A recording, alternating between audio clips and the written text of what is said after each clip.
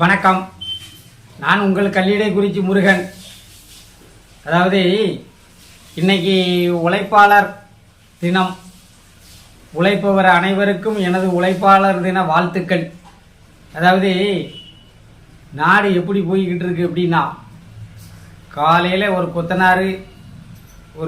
கொத்தனாருக்கு உதவியாளராக வேலைக்கு போகிறவன், கார்பெண்டருக்கு உதவியாளராக வேலைக்கு போகிறவன், பெயிண்டருக்கு உதவியாளராக வேலைக்கு போகிறவன், சென்ட்ரிங் வேலைக்கு போகிறவன், சென்ட்ரிங் மாஸ்டர், சென்ட்ரிங் உதவியாளராக போகிறவன், இப்படி கொத்தனார் ஒரு பில்டிங். இப்போ நம்ம ஊரில் பிரதானமாக அடிப்படை கட்டமைப்பு வசதி பெருகிக்கிட்டே வர்றதுனால இந்த தொழிலாளர்களை பற்றி தான் பேச வேண்டியது இருக்கு. ஏன்னா இவங்க தான் அடிப்படை தொழிலாளர்கள். கட்டட தொழிலாளர்கள் தான் அடிப்படை பிரதானமான தொழில்னா இப்போ இன்றைய சூழ்நிலைக்கு அதுதான். நம்ம ஏரியாவில் பெரிய பெரிய கம்பெனி தொழிற்சாலையெல்லாம் கிடையாது, பெரிய லிமிடெட் கம்பெனியெல்லாம் கிடையாது. அதனால் இந்த தொழிலாளர்கள் அனைவருமே கடுமையான உழைப்பாளிகள். முன்னாடி ஒரு ஊரில் 10 கொத்தனார் இருந்தாங்கன்னா அதில் 7 பேருக்கு தான் வேலை இருக்கும். 3 பேர் அப்படியே மாற்றி வேலை செஞ்சுக்கிட்டு இருப்பாங்க. ஆனால் இப்போ 100 கொத்தனார் இருந்தாங்கன்னா 200 கொத்தனாருக்கு வேலை இருக்கு. அப்போ வெளி மாநிலத்தில் இருந்து தான் தொழிலாளர்களை கொண்டு வர வேண்டிய சூழ்நிலை இருக்கு. அப்போ நம்ம இந்த 100 பேர் ஒழுங்காக வேலைக்கு போகிறானா அப்படின்னா, வெளி மாநிலத்தில் இருந்து வரக்கூடிய அந்த வடக்கன்ஸ்ன்னு நம்ம பட்ட பேர் வச்சு சொல்லிக்கிட்டு இருக்கோம்ல, அந்த வடக்கன்ஸ்லாம் வருஷம் பூரா வேலை செய்தான், லீவே எடுக்க மாட்டாங்க. அப்போ ஒரு பில்டிங் கான்ட்ராக்டுக்காரனுக்கு அந்த தொழில் தங்கு தடை இல்லாமல் நடந்துக்கிட்டு இருக்கு.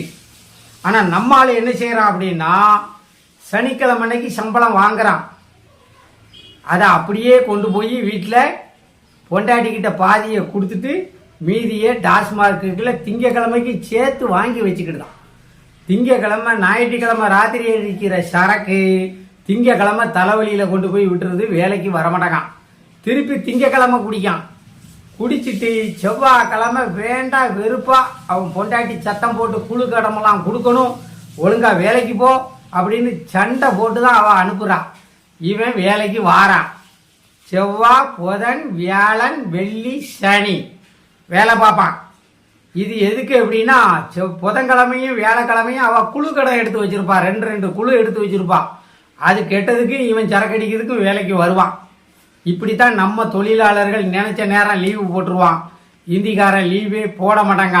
தொழில் ஒருத்தர்கிட்ட ஒரு வாக்கு கொடுத்து இத்தனை மாசத்துல 3 மாசத்துல உங்களுக்கு 1500 ஸ்கொயர் ஃபீட் வீடு கட்டி தாரேன்னு சொல்லி இருப்பான் கான்ட்ராக்டுக்காரன். தங்கு தடை இல்லாம தொழிலாளர்கள் இருந்தா தானே உங்களுக்கு வேலை நடக்கும். இவன் வருஷத்துல மாசத்துல பாதி நாள் வேலைக்கு போக மாட்டானே, வாரத்துல 4 நாள் வேலைக்கு வந்தாச்சுன்னா எப்படி?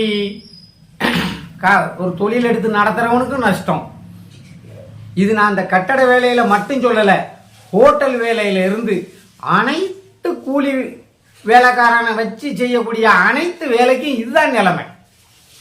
அதனால தமிழர்களே, மதுக்கடைகளை மறந்து உழைப்பை இழந்து தெருவில் நிற்காதீங்க. இந்த மதுக்கடைகளை மறந்துடுங்க.